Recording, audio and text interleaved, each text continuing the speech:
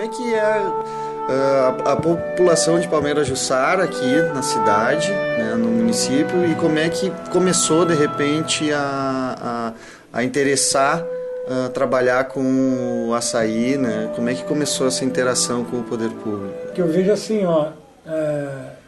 lá de um começo muito distante, né?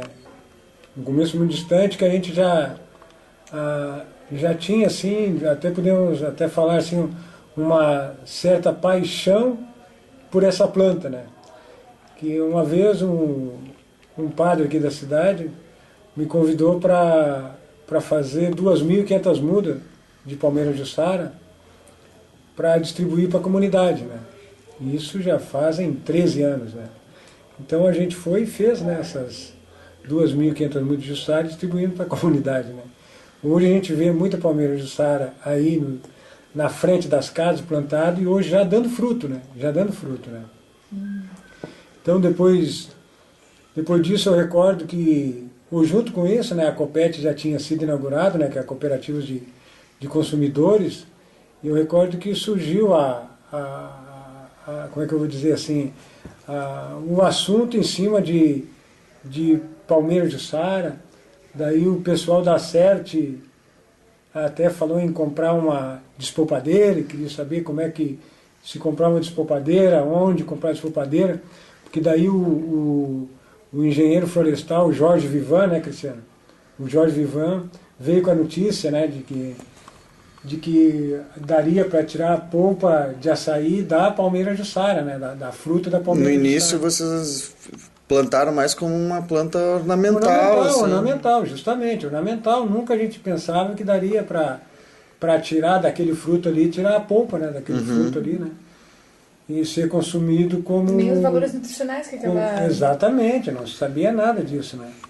E daí eu recordo que o Jorge Ivan veio com essa notícia, o pessoal da CERT com essa notícia queria saber. Eu recordo que eu era secretário da Agricultura aqui na época, né? E conversaram, daí eu recordo que eu digo, não, então eu vou tentar ver isso aí, ligar para Belém do Pará. E eu não tinha em Belém do Pará, como é que eu vou conseguir lá em Belém do Pará assim? Daí eu recordo que tinha uma revista do Senar, e no Senar eu comecei a procurar os telefones do Senar nas capitais de todo o Brasil. E encontrei o telefone do Senar de Belém do Pará, daí liguei e expliquei a situação, né? Despolpadeira assim, assim, assado e tal. Daí eles disseram, não, eu tenho um endereço aqui de Ferragens Maués. Eles têm, mas só que tu não fala despolpadeira, porque aqui ninguém conhece como despolpadeira, aqui todo mundo conhece como batedeira de açaí. Eu recordo que liguei para Ferragens Maués, uma senhora me atendeu lá e disse, olha, dá para nós vender para vocês, mas nós vamos vender sem motor, porque o motor é aí do sul, ele vem do sul para nós aqui, então nós vamos vender para vocês sem motor, depois vocês compram um motor aí, dessas de máquina de cortar grama, bem assim, e daí vocês adaptam ali que não vai ter problema nenhum. Eu digo, tudo bem. Daí passei os dados para a CERT, que é a Associação dos Colonos Ecologistas da região do sul aqui, né, da região do litoral norte, né, que o Centro Ecológico, eles dão assessoria para todos os agricultores, né?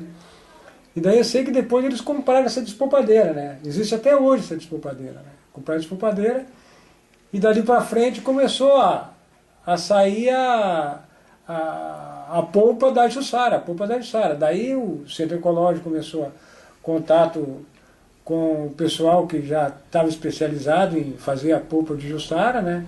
E daí começou os cursos, né, Cristiano? Daí veio de Florianópolis ali, como é o nome dela? A Joana. A Joana veio fazer uma fala, dizer o que era, o que não era. Ela já tinha feito um enorme trabalho de pesquisa em cima disso aí, né? E eu acho que depois da Joana que começou a deslanchar, né? Depois da Joana que começou a deslanchar aqui, né? A Joana, ela conseguiu, a gente no momento só conhecia o nome dela, que tinha mais conhecimento assim de processamento, vamos dizer assim, né? Pela experiência que a universidade estava desenvolvendo lá. Uhum. E também um intercâmbio que a gente fez, porque depois a gente acabou saindo a campo também, sim, né? Então os agricultores sim. nisso despertaram o interesse de poder... querer, né, de ver isso como uma fonte de renda também. Existia o conhecimento empírico de... Porque essa é uma planta nativa aqui da região também, né? Ela é nativa da Mata Atlântica e tal. Aqui a gente pega a Mata Atlântica aqui no começo, né? Então a planta existe aí também. Já existia esse conhecimento empírico do uso da polpa do açaí? Na verdade, a palmeira era usada por causa do palmito, né? Você tem que cortar a estipe dela por causa do palmito. Para o açaí, eu creio que não, né? Pelo menos assim, a maioria das pessoas usava mesmo. Até ela foi bastante desmatada aqui nessa região em questão do da palmito. Exploração do palmito, assim. Mas não existia o conhecimento, então, do uso do fruto. O que a gente sabe, eu também não fiz uma pesquisa, mas eu sei exatamente o que está colocado na dissertação de mestrado, se não me engano, da Joana, que teve uma agricultora que era lá do Pará, né, de alguma região do Pará, que veio para cá viver, e ela que teve a curiosidade de experimentar, né, de provar. Viu a fruta, né? Viu a fruta que era igual, né? Porque se era igual de lá também poderia ter... E aí ela começou a fazer alguns testes, porque ela sentia a necessidade de consumir, porque parece é uma cultura, né? Tem nós com chimarrão, né? Sim. E começou a usar, e nisso entrou a universidade e começou a pesquisar em cima, né? Não sei se teve algum outro episódio anterior a isso, mas aqui nessa região o que a gente sabe é isso, que tem inclusive documentado, né? Talvez na região de São Paulo e Rio tenha alguma outra história de início, né? Mas aqui o que a gente conhece é essa experiência. Em Cidilon, no início, então, quando tu plantou aquelas 2.500 musas como ornamental e tal, existia algum problema com esse extrativismo da palmeira aqui pro uso do palmito? Porque, por exemplo, em São Paulo isso é muito comum, né? Sim, aqui bastante. Sim, no Vale do Ribeira. Até inclusive o seguinte, há uns 15 dias atrás, a Patran veio pedir um auxílio nosso com um veículo para ajudar a transportar, a Patran é a Polícia Ambiental, para ajudar a transportar 600 cabeças de palmeira jussara que foram cortadas numa localidade chamada Alto Rio do Terra. 600 cabeças de palmeira jussara. A Patran pegou o cara no galpão lá. Então, para ver que naquela época já existia, né? E com a coleta do fruto para fazer a polpa, com todo esse trabalho que a gente faz em cima, né, que já está bem adiantado, né, todo mundo, o pessoal vem, como é que faz, como é que não faz, como é que a gente vende e tal, como é que se dá isso aí, o pessoal muito curioso aí, com tudo isso que está acontecendo hoje na merenda escolar, ainda tem gente que me corta 600 palmeiras de jussara para alguma indústria, né? Com certeza, né? E aqui na região, que eu digo, no coração da Mata Atlântica, aqui no Rio Grande do Sul, que é aqui no litoral norte, nós temos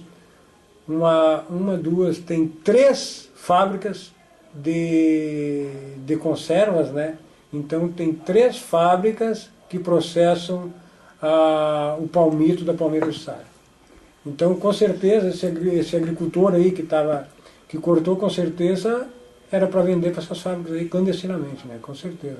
E até a maioria mesmo das pessoas que estão acostumadas a plantar a palmeira jussara, algumas como enfeite, assim, ornamentação, e também por causa do palmito. A maioria, na verdade, não... Agora está começando a saber que por causa do açaí dá para fazer a batida, mas a maioria, na verdade, é por causa do palmito mesmo. Nem é tanto cultural, desconhecimento cultural, né? São anos e anos de exploração. Para eles não... Bom, uma das coisas então que a gente enxerga, que eu tenho enxergado nesse período todo, é a questão, claro, da renda, da geração de renda, né? Por que também se corta o palmito? Não só por uma questão cultural, porque vale, né? Sim, como esse agricultor aí, né? Claro, a gente não há o conhecimento de que pode usar o fruto, mas se sabe que cortando o palmito, vai uma dessas indústrias acabar comprando e trazendo renda. Então, uma das alternativas é exatamente trabalhar na questão do fruto, também a geração de renda. Aí vem a capacitação com as despolpadeiras e tal. E aí entra muito essa questão da merenda escolar, porque isso é uma fonte de renda. Eu queria saber como é que vocês enxergam isso também para o desenvolvimento local. Né? Como é que funciona isso lá para as crianças, na questão nutricional, como é que vocês perceberam que isso poderia ser utilizado, e também como é que fica para o desenvolvimento do município isso? O boom do despolpar a juçara para fazer a polpa, né? Eu digo, foi depois ali que a Joana veio, né? Que daí clareou, né? Quando ela veio, ela explicou, clareou. Foi feita uma oficina, dentro da indústria, uma oficina, né? Foi feita uma oficina, todo mundo, opa! Dali já começou a ter um trabalho mais forte, né? Né, Cristiano? Porque daí eu recordo que daí a gente foi com o Aldo Berner é um engenheiro florestal do DEFAP. A gente foi em algumas áreas para averbar as áreas, né, que eram palmeira plantada, né? E tinha que ter aceitação do DEFAP para eles emitir o documento que aquelas palmeiras lá realmente foram plantadas, que é as palmeiras que a gente poderia coletar o cacho para transformar em polpa regularizada, né, para poder tirar nota do agricultor, para poder ir para a agroindústria, para beneficiar, para poder depois ir para a cooperativa, para tirar nota, para embalar, para poder entrar na merenda escolar. Então, tudo pelo caminho correto, como tem que ser feito, né? Porque na própria merenda escolar não tem como o agricultor despolpar ela lá e querer botar dentro, não cabe, né? Então tem que ter toda uma volta legalizada. Então a área lá tem que ser licenciada pelo DEFAP como área plantada, tem que ser coletado, o agricultor tira uma nota, vai para a agroindústria, né? A cooperativa compra do agricultor, vai para a agroindústria processa, devolve para a cooperativa e daí que a cooperativa vai vender para a merenda escolar. Tudo com a questão de vigilância sanitária. Tudo certinho. Tanto é que quando teve o primeiro encontro da Rede Juçara, lá no Vale do Ribeiro, mais precisamente lá em Registro, uma das oficinas era a legislação ambiental, tal, isso, aquilo, e como colocar a palmeira juçara, a polpa da palmeira juçara na merenda escolar. E naquela oficina estava o pessoal de registro. Querendo colocar a polpa da palmeira juçara na merenda escolar. E nós já estávamos trabalhando com isso há mais de ano. Nós já estávamos fazendo isso. Por quê? Porque nós tínhamos áreas licenciadas, nós temos agroindústria e nós temos uma cooperativa que daí faz os projetos e entra na merenda escolar, que consegue botar dentro da merenda escolar do município. Então todo esse processo a gente estava fazendo, todo esse processo. E daí agora entrando na questão da merenda escolar, na medida que foi decidido em colocar o açaí, né, como tem pelo PNAE mesmo, que é o Programa Nacional de Alimentação Escolar, tem que ter uma aceitação de mais ou menos no mínimo 80% da maioria dos alunos, né, para poder introduzir esse alimento. Então, até a nossa nutricionista Daniele fez Vocês fazem testes antes? Fizemos testes de aceitabilidade e atingiu, passou dos 80%, não chegou, foi em torno de uns 85%, só assim um pouquinho acima, né? Até mesmo porque as crianças nunca viram aquela vitamina, uma coisa nova, né? Vitamina de banana, que é a nossa vitamina de banana, com o açaí. Até mesmo a nutricionista e as merendeiras tiveram um curso de processamento do açaí, aprenderam receitas, né? E até a própria Daniela, a nutricionista, relata que quando ela foi fazer em casa, ela não soube fazer certo, aí não ficou legal, ela disse, ninguém vai gostar. Só porque daí, quando foi fazer com a merendeira, fizeram tudo certinho e foi um sucesso, as crianças adoraram. Porque a questão assim, o teste é mesmo porque é um alimento novo, então geralmente tem aquele receio, nunca viram, ainda mais a cor que fica diferente, as crianças poderiam não querer, e elas amaram, e elas exigem, as crianças mesmo dizem, e pra Daniele, para as merendeiras, já é isso? Mais, né? Quanto tempo já é isso que aconteceu? Em torno de uns 2 anos nesse de Lombo. Foi uns 2 anos. Uns 2 anos mesmo que tem na alimentação, são 2 vezes por semana mais ou menos que os alunos... E a crianças de que faixa etária? São ensino fundamental. Ensino fundamental, são nossas escolas municipais. E vocês ligados à prefeitura, e aí vocês tem nesses 2 anos a manutenção total disso daí? Quer dizer que se faltar agora vai ter gritaria da gurizada. Nossa, eles reclamam que 2 vezes por semana é pouco, por eles tem que ser mais. Porque é uma batida, a batida já de banana é gostosa, e junto com o açaí fica um gostinho assim que eles adoram. E a justificativa nutricional, vocês conseguiram facilmente assim para justificar para esses vários órgãos que porque precisa um determinado número de calorias, né? Tem toda uma coisa de controle sobre o que é a merenda. Isso encaixou direitinho? Encaixou tudo direitinho. Até mesmo o açaí, o do norte, o valor nutricional dele é menor do que o nosso. Então o nosso é melhor, até a questão assim do nutricional a Daniela poderia dizer melhor se ela estivesse aqui, mas a qualidade em si para os alunos é muito melhor, então encaixou perfeitamente. E até há estudos assim que a gente pesquisou que isso auxilia também no aprendizado das crianças, então são coisas que a gente não tem assim concreto, mas a gente consegue observar, sabe? Então, sim, porque é mais nutritivo também, e é melhor. E também desperta... Provavelmente esperta na criança de onde é que vem, olha, essa é a palmeira que tem ali no quintal da tua casa, que é da mata. Que mas vem, até mesmo quando a gente foi introduzir, primeiro a gente fez o teste, né? Sim. E a partir do teste a gente não colocou assim do nada. Então foi feito todo um trabalho, todo um projeto do açaí na merenda escolar. Então foi feito banners, foi feito folders, então foi todo um trabalho em que as professoras, tem professoras até que levaram mesmo o cacho do açaí para a sala de aula, mostraram, os alunos desenharam.